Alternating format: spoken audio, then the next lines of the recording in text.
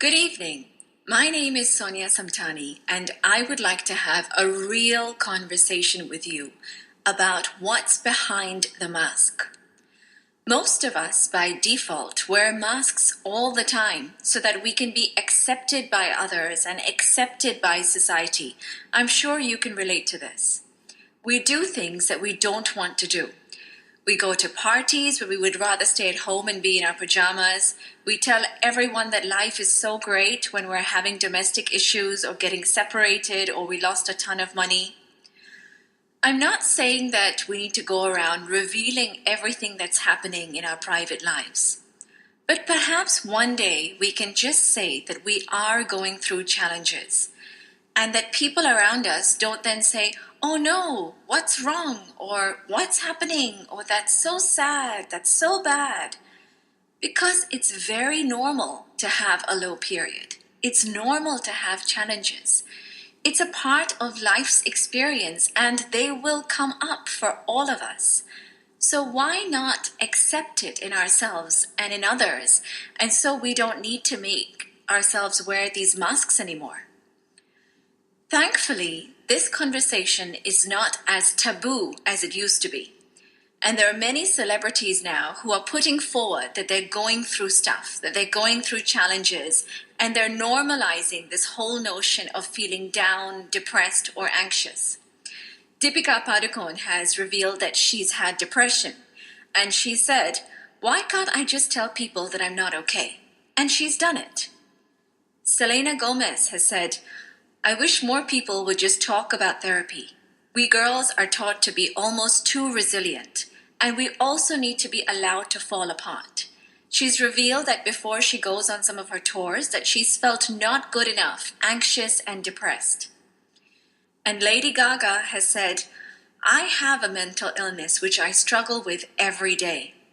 I didn't tell anyone about it for 7 years, and it felt like I just needed to keep going. And when I finally told people, the kindness that was shown to me has really saved my life." So thankfully, this is not becoming so abnormal or taboo anymore. And it's about time that we decondition ourselves from the beliefs that have been passed down, and we begin to see the impact of keeping these rules by society that are really not working for us anymore. All of these rules that we live with today, such as you cannot show your vulnerability or you're going to be weak, or you're a boy, so you should not cry, or you cannot follow your passion of being a chef or an artist because it's not good and it could spoil our family's name, or even don't tell anyone that you feel good or otherwise they might get jealous and they're going to cast an evil eye on you. If any of you can relate to these beliefs, it suppresses how we're actually feeling. I've grown up with these beliefs myself too, and it made me scared, bottled up, and even anxious sometimes. All of these beliefs were created by society. And maybe it made sense for our ancestors at that time, given what they knew about the world and the resources that were available to them at that time. But you know what? It's okay to review these rules and to check if it's helping us today and to see whether we would like to keep them or we can drop them. One of the rules that a lot of Asian families have grown up with is that we are not supposed to talk about what goes on in our home. We have to keep it within the family or it will spoil our reputation and we will lose face.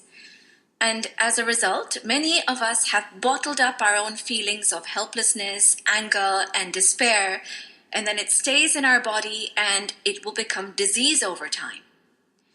And in many cases, I have even seen mothers that talk to their children about their issues, their marriage issues, their pain, their health issues, because they feel like that way it's staying in the family and they're not revealing it to anyone else.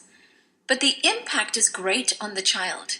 Now the child is carrying their parents' pain and they don't know what to do with it. And that makes them feel helpless and they're not sure what they can do with that pain. Now they're carrying their parents' pain and then they're feeling their own guilt, their own helplessness, and it perpetuates in their system.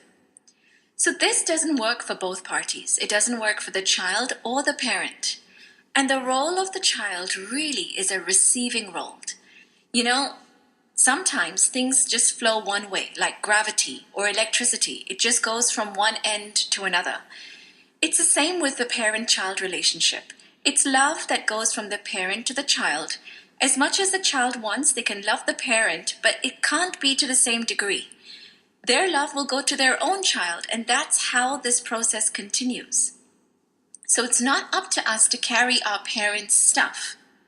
So if we gave ourselves the permission to take off this mask and to talk authentically about what's really going on and to get that we have pain and it's okay to have pain, it would make a huge difference to us and our families.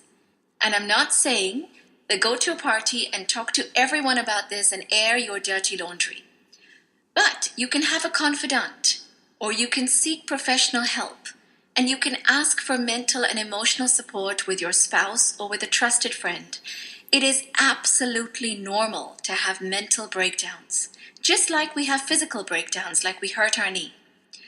So let's get the courage to really look behind our own masks and finally be authentic to at least a few people in our lives to start with. It's okay to take off that mask, and it's okay to be you.